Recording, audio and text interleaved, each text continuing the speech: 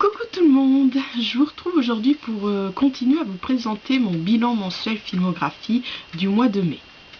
Donc j'étais en train de vous donner mon avis sur le film d'Alex Proyas, donc iRobot, que j'avais vu le dimanche 19 mai. Donc si vous vous souvenez, voilà, mon cœur, comment dire, alterné entre le regarder et finalement, ouais, est-ce que je serais pas un peu déçue, tout ça, et puis finalement, bah oui, j'ai été déçue parce que, voilà, donc je reprends ma critique. Oui, parce que bon, bien qu'il y avait des bonnes idées qui suscitent des bonnes scènes, je trouvais que les dialogues de Will Smith volaient pas bien haut. La réalisation m'a semblé brouillon. Et donc, il y a un manque d'approfondissement, bien qu'il y a des bonnes idées, mais quand même, il y a un manque d'approfondissement dans le scénario. Et enfin, je l'ai trouvé légèrement long. Donc voilà, pour en finir avec cette critique de iRobot.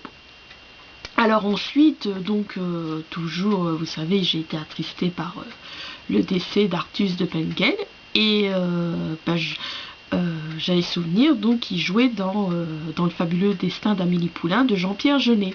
Et après avoir regardé iRobot, tout ça, donc je me suis mis à regarder comme ça vite fait le fabuleux destin d'Amélie Poulain, en attendant.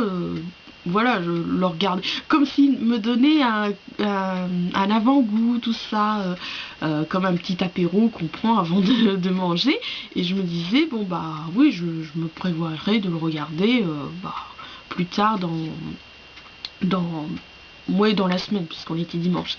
Eh ben finalement non, je l'ai regardé donc dans la foulée. Donc le fabuleux destin d'Amélie Poulain, donc je l'ai également regardé le dimanche 19 et le lundi 20 mai, puisque voilà, j'avais fini, il était plus de minuit. Donc je vais vous lire le résumé, bien que voilà, comme comment ça s'appelle, Gazon maudit, je suppose que tout le monde l'a vu au moins une fois dans sa vie, mais voilà, je vais quand même vous le relire. Amélie, une jeune serveuse dans un bar de Montmartre, passe son temps à observer... Attends, je vais juste vérifier. Ah oui, je vous le dis, ça va être le petit défaut, je suis désolée. Amélie, une jeune serveuse dans un bar de Montmartre, passe son temps à observer les gens et à laisser son imagination divaguer. Elle s'est fixé un but, faire le bien de ceux qui l'entourent. Elle invente alors des stratagèmes pour intervenir incognito dans leur existence. Le chemin d'Amélie est jalonné de rencontres. Georgette, la buraliste hypocondriâtre, Lucien, le commis d'épicerie, Madeleine Wallace, la concierge portée sur le porto et les chiens empaillés, Raymond Dufayel, alias l'homme de verre, son voisin qui ne vit qu'à travers une reproduction d'un tableau de Renoir. Cette quête du bonheur amène Amélie à faire la connaissance de Nino Quincampoix. Quincampoix, je sais plus. Bon, bref. Un étrange prince charmant. Celui-ci partage son temps entre un train fantôme et un set shop et cherche à identifier un inconnu dont la photo réapparaît sans cesse dans plusieurs cabines de photomaton. Donc,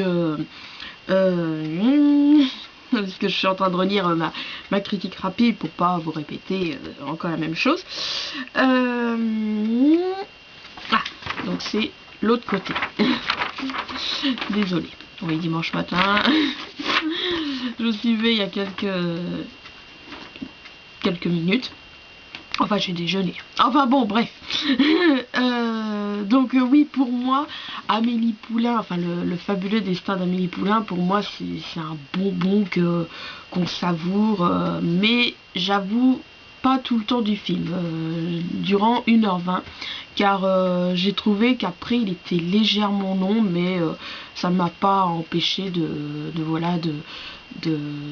trouver que c'est un film émouvant, drôle, tendre, et sa réalisation le rend beau. C'est vrai que comment dire, bon, c'est vrai qu'il y a des mots comme ça, heureusement qu'il y a des... Enfin, heureusement. Pourquoi il y a des synonymes? C'est parce que on n'a pas la même... comment dire, il y a pas le même degré, si je pourrais dire. Par exemple, je vous avais dit que Chérie, donc l'adaptation du roman de Colette par Stephen Frears, pour moi c'est le film le plus beau que j'ai vu. Et quand j'ai regardé Amélie Poulain, le fabuleux destin d'Amélie Poulain, bah je l'ai trouvé vraiment beau comme film, mais pas dans le même degré de Chérie. Non, vraiment, c'est dû à la réalisation, aux images, tout ça. Donc voilà, c'est vraiment... je lui ai mis 4 étoiles, si je me trompe pas. Ouais, 4 étoiles. Oui, même si au bout d'1h20, comme je vous dis, le bonbon va commencer à fondre. Voilà. Alors ensuite, le lundi 20 mai, donc comme c'était férié, qui dit jour férié, dit film qui passe à la télé. Donc je me suis regardé La vie est un long fleuve tranquille, donc réalisé par Étienne Châtillez. Oui, je crois qu'on dit Châtillez. Et donc bon bah je vais vous lire le résumé. Dans une petite ville du nord de la France, deux familles nombreuses, les Lequesnois et les Groseilles, d'origine bien différente, n'auraient jamais dû se rencontrer. Mais c'était sans compter sur Josette, l'infirmière dévouée du docteur Mavial, amoureuse et lasse d'attendre qui quitte sa femme. Dans un moment d'égarement, la douce infirmière a échangé deux nouveau-nés. Un Groseille, les pauvres, contre un Lequesnois, les riches, pour se venger de la vie et du docteur. Comprenant que Mavial ne l'épousera jamais, elle révèle le pot aux roses aux deux familles. Donc, comme d'habitude, j'ai profité de sa diffusion donc ce lundi 20 mai pour le noter. Bon, vu et revu, aujourd'hui, mon côté cinéphile ayant mûri, je m'aperçois que j'ai du mal avec les films d'Étienne Châtillez. Pas autant dans ses scénarios, parce que bon, je trouve qu'il a en général les idées sont pas mal, surtout là ça montre donc comment dire, le sujet pardon, La vie est un long fleuve tranquille, ça montre le choc des cultures comme ça, donc quand les enfants réintègrent leur famille, tout ça, alors que jusqu'ici ils vivaient dans une famille complètement à l'opposé. Donc c'est vrai que c'est intéressant ce côté-là qu'il a montré, ce choc des cultures. Et pardon, je suis en train de relire. Mais en fait, oui, pardon. Donc je vous disais que j'ai du mal avec les films de Châtillez, donc pas autant donc dans les scénarios, mais en fait dans ce que ces films dégagent. Je sais pas, voilà, je sais pas, il y a quelque chose qui fait qu'à chaque fois je lui mets 2 étoiles. Donc ça a été le cas pour Agathe Cléry, Tanguy, et en fait le seul que je lui ai mis 3 étoiles, ça a été le sympathique Tati Daniel. Et alors est-ce que c'est un hasard, mais celui-là par contre ça a été une déception, je lui ai mis 1 étoile. Pourtant voilà quoi, la bande-annonce promettait une comédie sympathique. Ça a été l'oncle Charles. Voilà. Alors ensuite, je prends ma critique. Donc le samedi 25 mai, je me suis regardé Blanche-Neige et le chasseur, donc réalisé par Rupert Sanders, ou Sander. Comme d'habitude, je ne sais pas si on prononce le S. Bon, je vais vous lire le résumé. Il y a très longtemps, dans un sombre royaume, naquit une enfant au teint blanc comme la neige, aux lèvres rouges comme le sang et aux cheveux noirs comme le bois d'ébène. Très belle, sa chevelure noire et la blancheur de sa peau lui valent le surnom de Blanche-Neige. Seulement, sa beauté attise la jalousie de la diabolique reine Ravenna, sa marâtre. En quête de la jeunesse éternelle, cette dernière missionne Eric, un chasseur, d'éliminer cette jeune femme qui ose lui faire de l'ombre. Valeureux, Eric ne parvient pourtant pas à résister au charme de Blanche-Neige. Il se prend d'affection pour elle et se retourne contre la reine Ravenna. Au lieu de la tuer comme le lui avait demandé sa maîtresse, le chasseur décide d'aider Blanche-Neige dans sa lutte contre le mal et lui conseille de se réfugier dans les bois. Il la forme au combat, lui apprend à monter à cheval et la protège. Il lui apprend également toutes les techniques pour affronter les terribles créatures de la forêt. Face à cette trahison, Pardon. C'est toute son armée que la reine envoie sur les traces de Blanche-Neige et du chasseur. La guerre commence. En première ligne, Blanche-Neige, aidée de ses amis les nains, va devoir mener la lutte pour renverser de son trône la maléfique Ravena. Donc, si je lui reproche de nous relater tout le scénario, l'annuel du cinéma, donc je vous avais montré, il est où? Oh, il est là-bas. Mais bon, je vous l'avais montré dans ma première partie. Donc, il y a cet intérêt de me donner envie de voir des films dont pourtant, lorsque les magazines Studio Ciné Live et Première les présentaient, je ne leur portais pas d'importance. L'histoire de Blanche-Neige et Chasseur me plaisant, je fus convaincue de le découvrir après avoir lu l'avis de Cinémotion. Je vous mettrai le lien de son blog dans la barre d'infos, comme on dit. Rupert Sanders nous propose un sympathique divertissement qui, dû à ses belles images et aux interprétations bonnes pour Charlize Theron et convaincantes pour Kristen Stewart, de plus, lorsque j'ai lu sur Allociné Info les autres actrices qui étaient pressentées pour ces rôles, je juge qu'ils ont bien fait leur choix, auraient mérité ces 3 étoiles.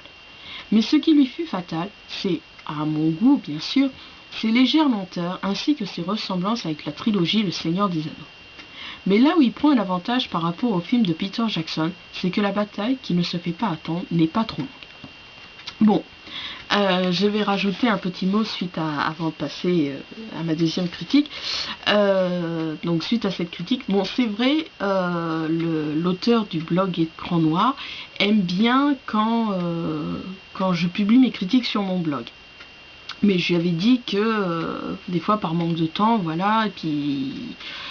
voilà, voilà, par manque de temps, je ne peux pas faire à tous les films. Et comme vous voyez, dans un mois, je regarde pas mal de films. Et donc là, c'est vrai que j'étais assez motivée, puisque j'en ai quand même écrit 2. Oh, bon, voilà, 2, c'est pas, c'est pas un exploit, mais c'est vrai que j'étais, contrairement aux autres mois, j'étais bien motivée pour en écrire et en publier sur mon blog. D'ailleurs, je prévois même après avoir relu ma critique sur Mama, je prévois même, enfin je vous promets rien, mais je vais peut-être essayer finalement de la publier sur mon blog, ainsi que celle de Tellement Proche, donc je vous en parlerai après. Mais le souci, c'est qu'en fait, quand je publie... Pardon. Le souci que je me suis aperçu, c'est que des fois, quand j'écris mes critiques, pour ensuite oui, donc quand je vous fais part de mes critiques à l'écrit, voilà, et ben je m'aperçois qu'en fait j'arrive pas à mettre tout ce que j'ai pensé. Et d'ailleurs là, puisque je fais, alors que comment dire, à l'oral, ça coule de source, j'arrive plus à, bah voilà, comme ça à l'oral, que ça coule de source, et ben je peux tout vous dire, ce que j'en ai pensé, tout ça. Et donc en fait, donc quand j'ai publié donc sur mon blog la critique de Blanche-Neige et le Chasseur, comme je fais référence au Seigneur des Anneaux, et ben souvent on m'a demandé mais pourquoi tu fais référence, tout ça, et bon, vous allez dire bah alors elle est cinéphile ou pas, mais enfin ouais, en fait j'ai pas réussi dans ma critique à expliquer voilà pourquoi, enfin je sais pourquoi, mais bon, j'ai pas réussi à l'expliquer par écrit.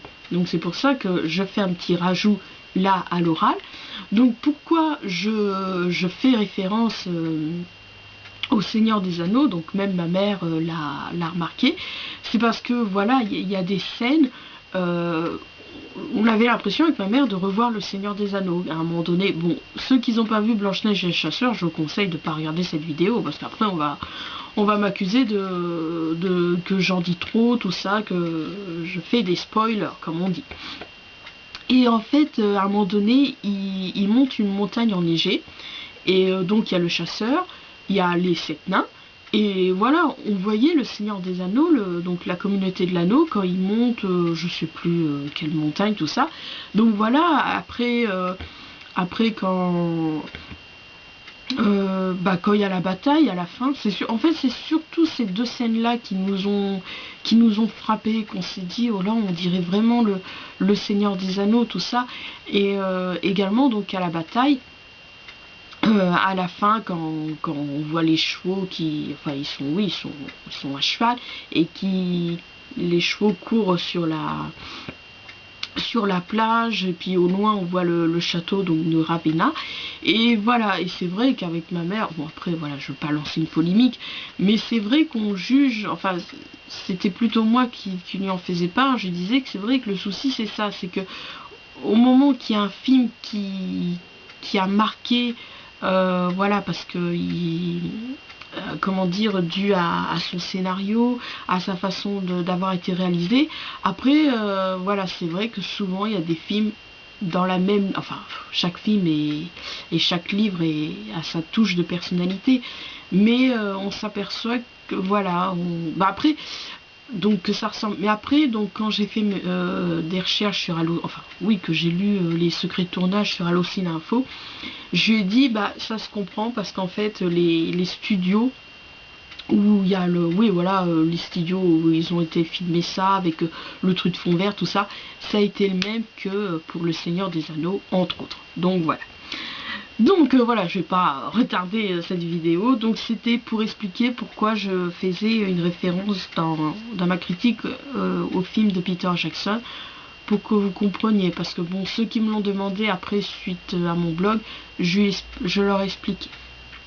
Donc alors je vais vous reprendre la deuxième critique que j'ai écrite, alors qui est sur le film de James Hutt, James Hutt, ouais je crois qu'on dit James Hutt, donc Elphone, que j'ai regardé le mercredi 29 mai. Donc je vous lis le résumé. Skater, fan d'ACDC, en termina dans un lycée parisien, Sid rêve d'un téléphone portable. Avec lui, il pourra séduire Angie, sublime jeune fille fraîchement débarquée de New York, pendue pour l'instant au bras de Virgile, le playboy de l'école. Je revérifie juste. Ouais, c'est bon. Je suis désolée. Vraiment. Mais le téléphone que Sid achète dans cet étrange bazar chinois se révèle avoir d'étranges pouvoirs. Elphone a choisi Sid. L'amitié avec Pierre, son ami d'enfance, et l'amour pour Angie sauront-ils résister à la relation passionnelle entre Sid et son téléphone? Donc, personnellement, bien qu'il a eu un succès, moi j'ai détesté Bryce de Nice, j'ai même pas pu le regarder, j'ai regardé quoi, peut-être une demi-heure à tout casser, et j'apprécie pas forcément Jean-Baptiste Monnier. Donc, je me demande qu'est-ce qui a fait que, parce que, donc oui, ce film-là je l'avais déjà vu. Donc je me demande pourquoi je l'avais vu la première fois. Et donc je me suis également posé ces identiques questions quand dernièrement j'ai eu envie de me le revoir. Et donc voilà, alors donc ça aurait pu être une passade si je ne serais pas allée voir la filmographie de Bruno Salomon après avoir vu le téléfilm État de manque, donc d'Aurélien Rinoro. Et comme il faisait partie du casting, vous savez, hein, j'apprécie Bruno Salomon, et ben je me suis dit, bah comme j'y ai repensé tout ça, et ben je me suis dit ça sera une occasion de le regarder pour le noter. Donc autant au début James Hutt nous propose une comédie certes teenager, mais sympathique à regarder, parsemant par-ci par-là des scènes tout aussi drôles que certains dialogues. Oui, j'avoue que j'ai ri à certains moments. Donc oui, c'est sympathique, clin d'œil qu'il fait, c'est encore une fois décidément à la trilogie Le Seigneur des Anneaux, mais là ça s'entend vraiment quand il, enfin c'est flagrant que c'est une référence au Seigneur des Anneaux, quand c'est avec mon précieux, tout ça, enfin bref. Et donc oui, bizarrement, donc comme je vous dis, j'ai détesté Bryce the Nice, bah ça m'a fait rire le petit clin d'œil qu'il fait donc que James Hutt fait à son premier film. Oui, je crois que c'était son premier film. Enfin bon, bref, à ce film. Mais malheureusement, bah, au bout d'une heure, bah, le film s'essouffle pour finalement partir dans un n'importe quoi. Donc, alors qu'il aurait pu avoir 2 étoiles, sincèrement, et ben il s'est retrouvé avec 1 étoile. Voilà. Et le dernier film donc que j'ai regardé durant ce mois de mai, c'est Tellement proche, donc réalisé par Eric Toledano et Olivier Nakache. Donc comme je vous disais, bon, je vais vous lire ma critique rapide, mais peut-être, je dis bien peut-être, qu'il sera finalement sur mon blog, tout comme ma marque. Alors, tellement proche, famille, groupe de personnes réunies par des liens de parenté et un fort sentiment de solidarité morale et matérielle. Quand Alain a épousé Nathalie, il ne savait pas qu'il épouserait aussi sa famille. Ce samedi, comme toutes les semaines, ils sont invités à dîner chez son beau-frère Jean-Pierre, à Créteil. Mais ce soir, plus que d'habitude, Alain est un bloc. Il bout comme une cocotte prête à exploser. Il en a marre de se planter à chaque fois sur le chemin pour aller à Créteil. Marre de se taper les petits conseils de vie de Jean-Pierre et de sa femme Catherine, qui élèvent ses enfants comme des chevaux. Marre d'attendre de dîner l'estomac vide en regardant les spectacles soporifiques de leur fille Gaëlle. Marre de regarder pour la énième fois la vidéo de leur mariage. Marre aussi de son autre belle-sœur Roxane, qui, affolée par son horloge biologique, a jeté son dévolu sur Bruno, jeune interne en médecine, qui se demande un peu comment il a atterri à ce dîner. C'est vrai, Alain en a marre de ces dîners familiaux, mais il ne sait pas encore ce qui l'attend véritablement ce soir-là, ni les jours qui suivent. Donc en fait, donc vous voyez, je recopie tous les résumés. Donc quand j'ai recopié et donc relu en fait je crois que j'avais jamais lu l'histoire, et ben c'est vrai, j'avoue, voilà, il promet une sympathique comédie, parce qu'en fait moi comment je l'ai vu pour la première fois, c'est parce que voilà, j'entendais rire ma mère, voilà, à gorge déployée comme on dit, et je me disais mais c'est quoi que tu regardes comme film, tout ça. Elle dit ah c'est tellement proche, il y a rien, tout ça, regarde-le. Donc comme j'avais vu leur, bon encore une fois je sais pas si c'est leur premier film, enfin bref, comme j'avais vu donc de ce duo Olivier Nakache et Eric Toledano, donc comment ça s'appelle, Nos jours heureux, que j'avais vraiment, ouais, j'ai bien aimé, donc je me suis dit bon bah pourquoi pas, voilà.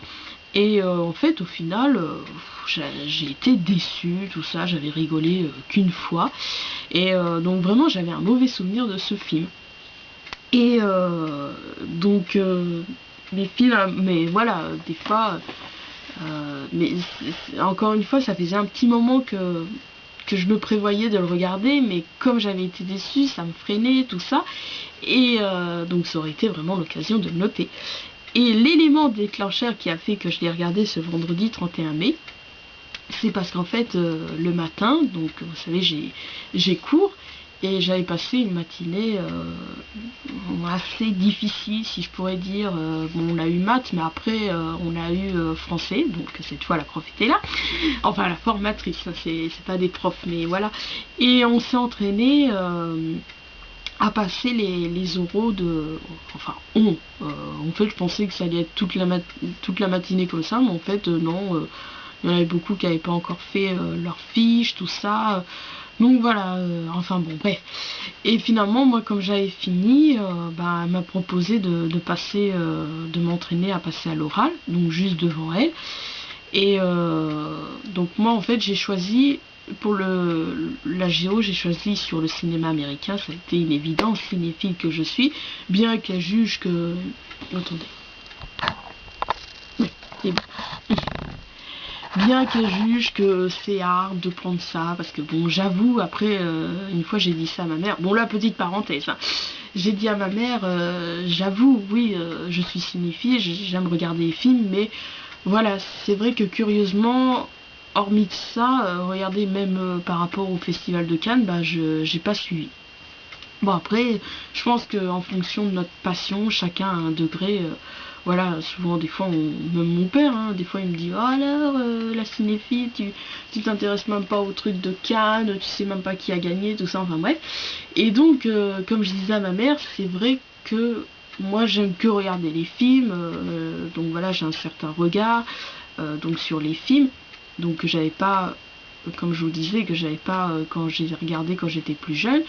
J'apprécie donc vous donner mon avis, mais hormis ça, c'est vrai que je vais pas m'intéresser sur le côté voilà, puisque là c'est sur Hollywood, je vais pas chercher dans le côté je dirais pas psychologique, mais je sais pas si vous arrivez à me suivre, mais ça m'intéresse pas bon bah c'est sûr, on sait que Hollywood, les films américains, c'est plus ce côté budget, truc. De toute façon, j'avais trouvé un article, maintenant c'est devenu plus comment dire, moins culturel et plus budgétaire, tout ça. Enfin bref, je sais plus le titre exact.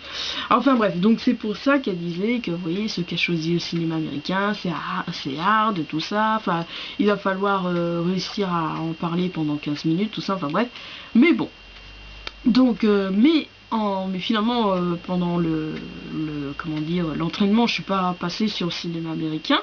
Je suis passée sur mon sujet que j'ai choisi pour l'histoire, qui est le tour du monde de Bougainville. Donc personnellement, je ne connaissais pas avant.